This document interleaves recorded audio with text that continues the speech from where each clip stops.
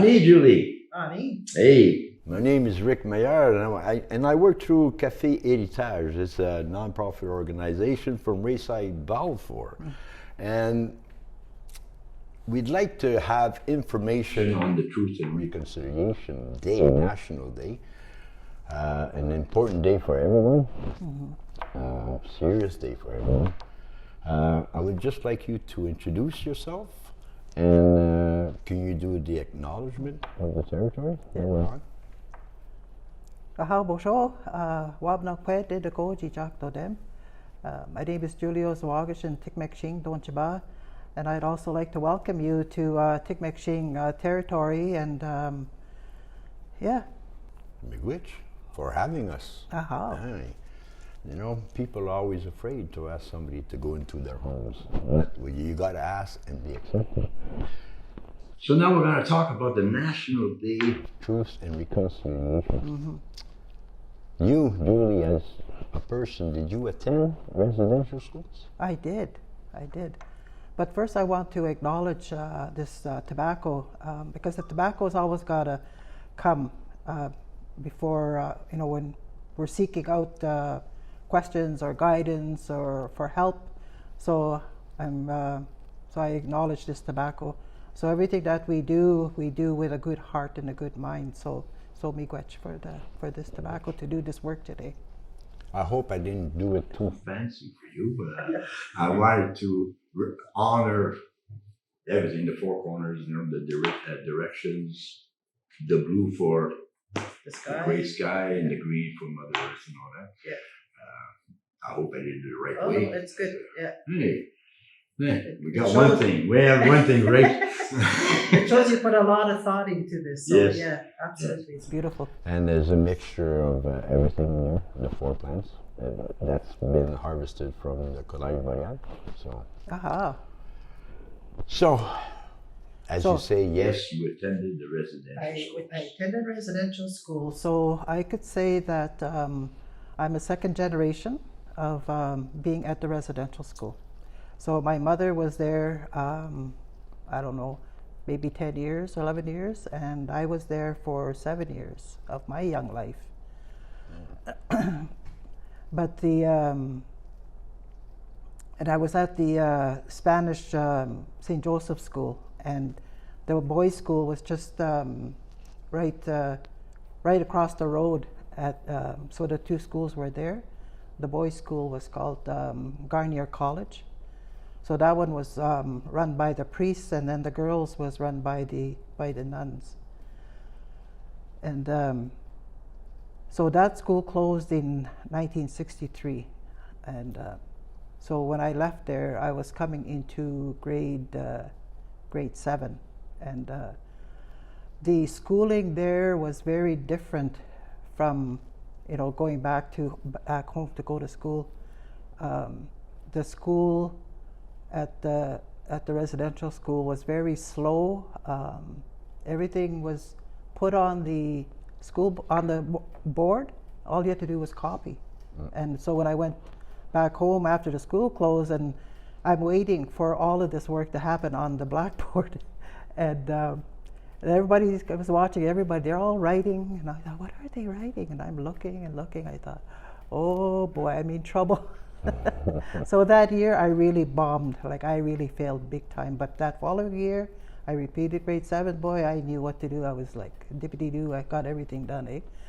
But so that was some of the hardships of the school was that for all of us, we lost family dynamics. We didn't know when things were happening in the community, when we lost a family member, we lost our language. We didn't lose our language, maybe some did, but I think our language sort of went underground, because a lot of us girls, we would, when we would play, we would speak the language. But if we got caught, then we were punished bad for that.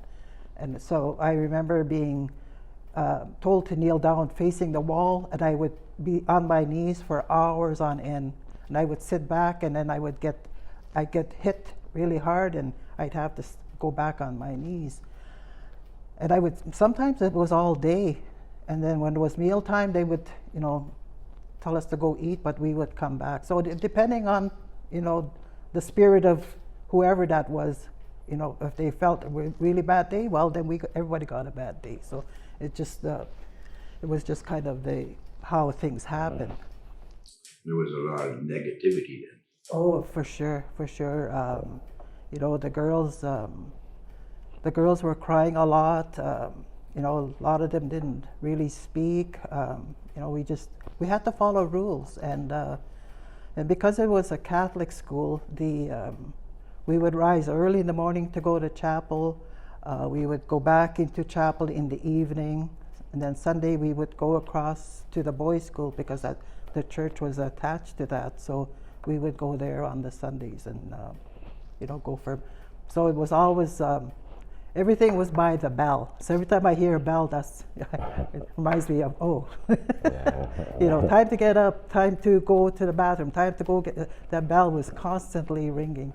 And I remember my mom making that comment. She says, I don't like those bells, she says, because it just reminds of everything was by the bell. So it was like a different way of life. Yeah, you were conditioned, you were being conditioned. And the purpose of the residential school was to do away with the Indian, so that we become part of the society. That was the purpose of that. Because when we look at our ancestors had a beautiful life. They looked, the seasons, everything was done by the seasons. And our ceremonies, everything was done by the seasons. So when the Europeans arrived, they took all that away from us, and they felt we needed to be educated, and that's where these residential schools came into play, and removed us from our homes, and that's how I think when you look at today, because of the harm done to the boys and the girls, they were punished. There was sexual abuse. There was rape. There was hunger. Just bad treatment. So a lot of the kids committed suicide, or kids would run away to try and get back home. So all of those factors played into, with alcoholism. Back then it was more alcohol, but today there's more drugs. I think that that ripple of effects still carries us presently today, even for the younger people, because of that residue that came from our families. Like, the great-grandparents, although they're gone, but still that residue was there. There are a lot of families didn't even know about residential school until maybe their grandpa passed or their great-grandparents passed. They only found out that they were part of that residential school.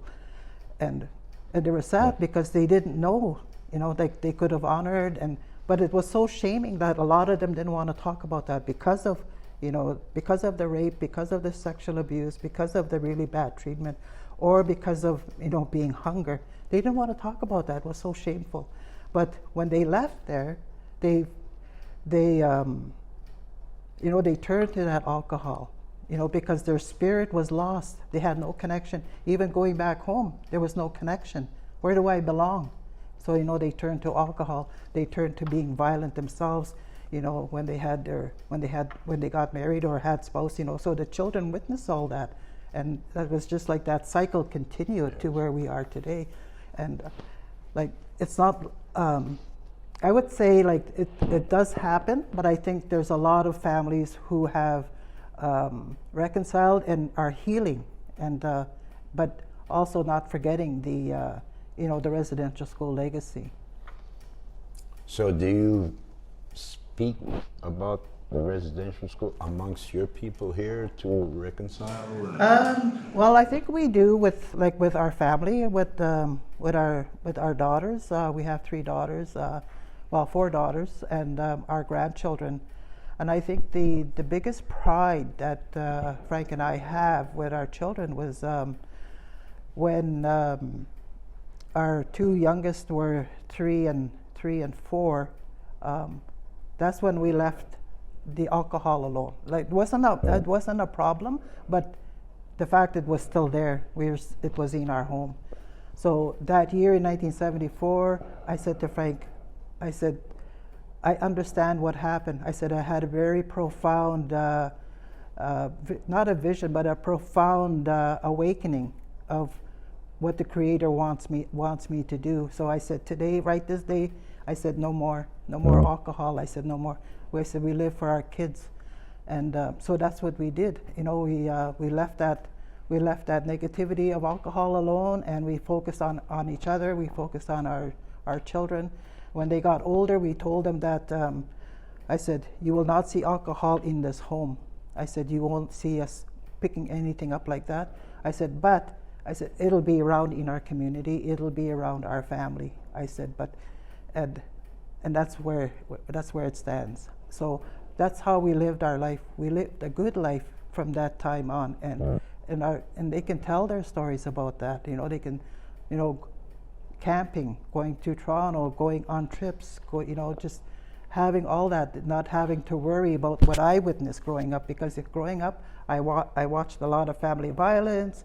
You know, we watched, you know, a lot of drinking. You know, a lot of stuff going on that children shouldn't see. And so I witnessed a whole lot growing up. That's why, you know, when I talk to the Creator in my mind, so that's how I know the Creator does listen. At that time, I wasn't even aware that the Creator was listening until much later in life, when I started to reflect, was that, wow, that's why this happened. And so that's why I was so excited when Frank came home. I said, I know why that happened. I says, now I know. I said, so, you know, we're not going to be doing that anymore. So, you know, like, so for me, for us as a family, we have a good life. Like, we still have our struggles, you know, like we still have, you know, challenges with, you know, raising daughters, but, you know, but life is still good in spite of all of that, you know. And, you know, with my mother, you know, watching her, and, you know, her behavior was all about residential school. What she learned there, it was passed on to me, but that's where I wanted it to stop there. So I think that I was really blessed. I think the Creator really guided me to where I am today, all through those years to where I am today. Yeah, I say chummy wish to you, because it's not everybody that does that, right? That's right. And for you to do it for your younger children, your grandchildren, that's a big step. And yeah, I hope it would be nice for every family to do that.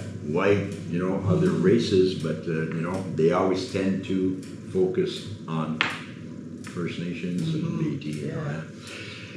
what about your thoughts about the discovery of the children they found in BC? Well, I think the truth of it, of the uncovering of those little bodies, it speaks that truth of the residential schools. It speaks of the harm that was done to the children, and it speaks harm to the families as well, because they never told the parents what happened to those children.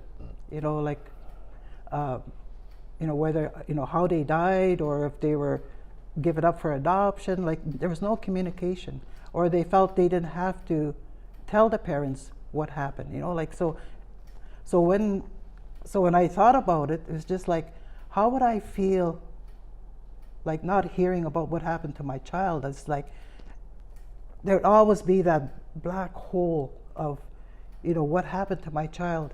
And then recognizing after the uncovering of those bodies was just like, I finally can put closure. We can finally have a ceremony and send them off in that good way. So I think that, you know, like, I can just imagine what those families are going through. You know, the relief now that they can bring their babies home, their children. Especially the ones that never knew if they had passed on. That's right. They were told that they ran away. And they're always hoping to see them, and now they, like you said, they could have closure. You know? Yeah, Oh, it's a hard thing to swallow, eh? it is for sure. What about the Catholic religion with the Pope and the Vatican on their position? Well, I think it was when I think the previous Pope would not acknowledge the residential school, the harm done by residential school, and I think this Pope here, Pope Francis, he's not willing at this time to acknowledge the harm that was done to the children. And I also think that you know, the priests and the nuns that were looking after these schools, like that they were not good people, that they took advantage. I think they had abuse of power, for raping and sexually abusing, the young boys and girls. I don't know if that's what he doesn't want to acknowledge. It's kind of hard to kind of vision that, like, why wouldn't he acknowledge? If he'd acknowledge that, does that mean that, all these priests, whether they're here, still here today, or, or if they're gone on, but it's still, so the truth is that it happened because, with uncovering of these children. But I think that, I know our leadership is still pressing for the Pope.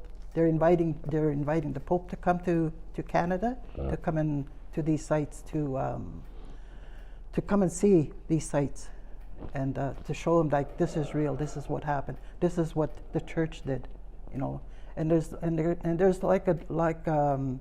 other domains of churches, right? It's not only the Catholic Church, but there's other ones as well. But so I think that so I'm not sure. I'm not sure if the Pope will acknowledge that. But I know for me is that that left me a bad taste in my mouth. Like later on in life, when I was an adult, and I didn't understand why. Like I didn't really want to be at the church. Like I grew up, I was baptized as a child. The church was the main focus. Like being in residential school, then going back home. So the church was always a focus in the community. But somehow I didn't feel no connection. I didn't feel anything. I didn't feel like, like I wanted to be there, and until when I was working at the Swakomook Native Friendship Center and I started listening to elders. The elders were coming in. It's just like they're, sharing stories and they're sharing teaching. It was just like, I wanted more. It's just like, what is this? What is this? I just felt like I was hungry all of a sudden. It's just like, wow. But I go home to Frank and I say, you know what? We're doing this. We are living that good life. I said, like we're kind to each other. I said, we're raising our girls in that good way.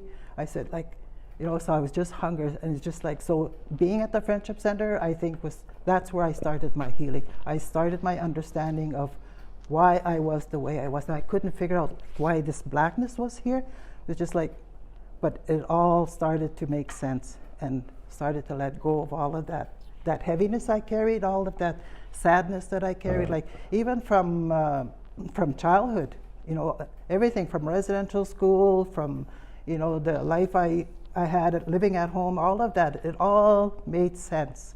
It's just like, wow, what a profound moment when I started to hear the elders share their stories. It was just so amazing. It's like going back to your roots, relearning and connecting to Mother Earth instead of just myth stories, whatever you go to the stories. Yeah. So spirituality was my lifesaver. It was just like understanding the teachings, understanding, spirit, understanding, the connection, everything with the land. Like it was just so amazing, and it just amazes me every day, that connection with the land, everything, to acknowledge my day, the start of my day, to Creator, to the sun, to the day. It's just like, that's my morning, that's my acknowledgement. That's what keeps me going. Well, I'm glad I'm talking to you because you talk with a woman with a good heart, and it's like you found your balance in life now. You know what I mean? You're satisfied with who you are, and you're pushing forward. That's great. Yeah. I think through spirituality, like I found out who I was as an Anishinaabe, because we were traveling lots, because there's a lot of workshops or a lot of gatherings that were happening, and I traveled. Like I would travel to the Sioux. I traveled, like coming into Sudbury when they were having circles. We would travel because I was hungry. I was searching. I wanted to hear more.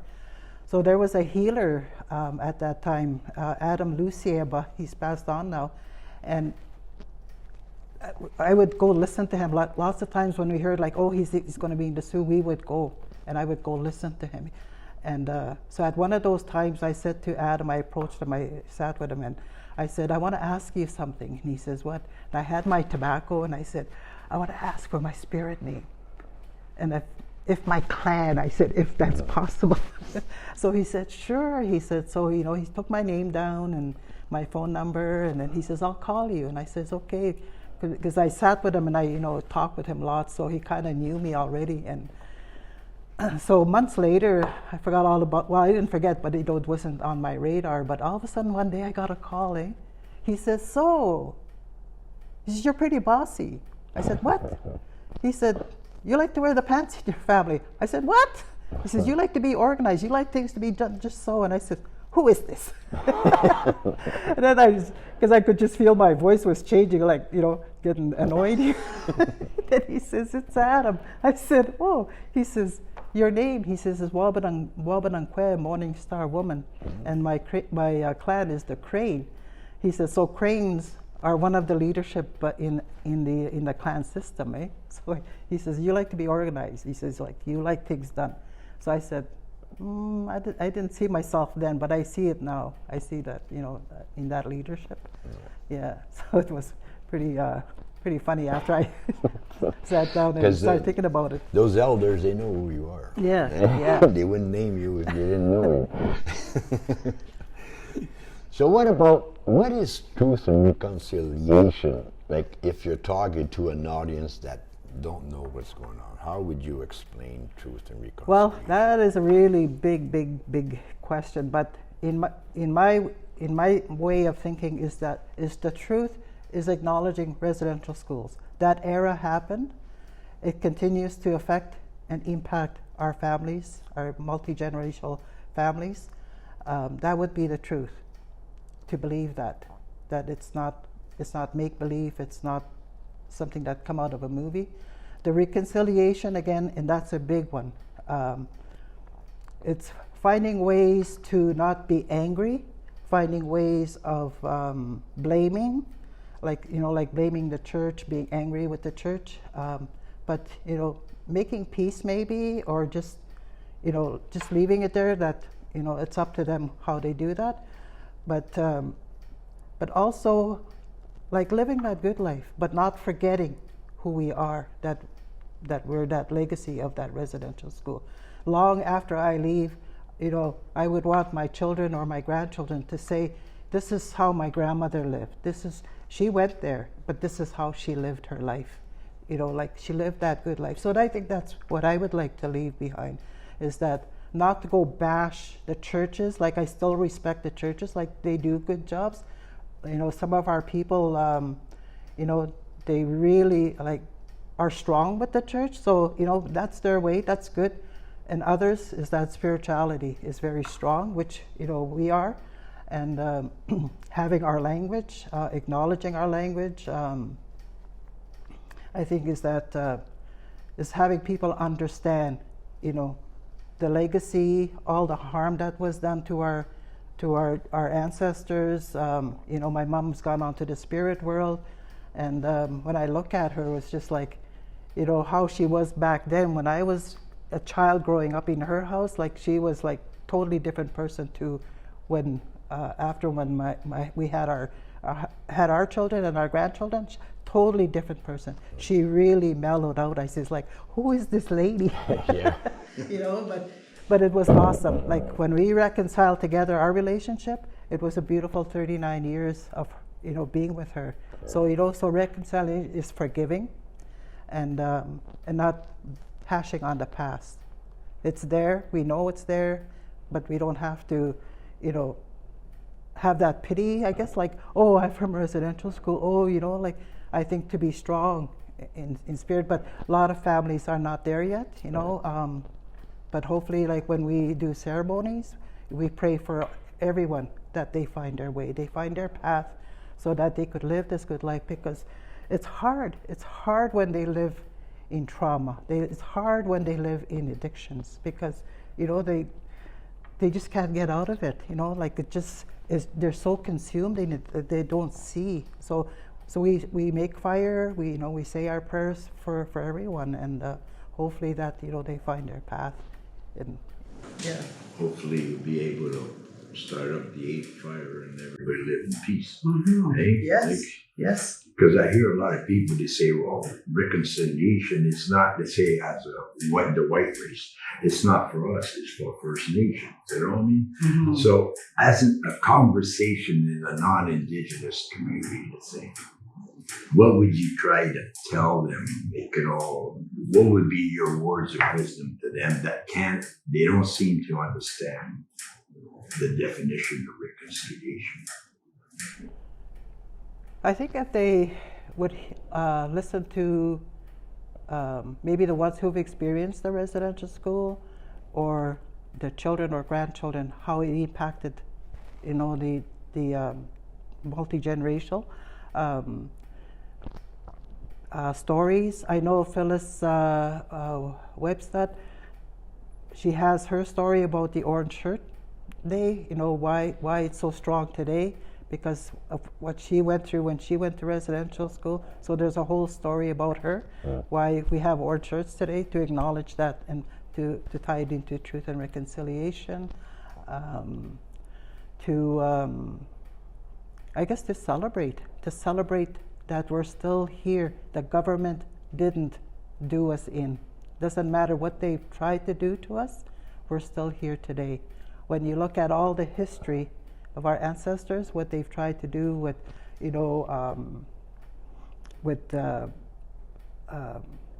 infested blankets, like smallpox, chickenpox, all of that, we're still here today because we know our medicines.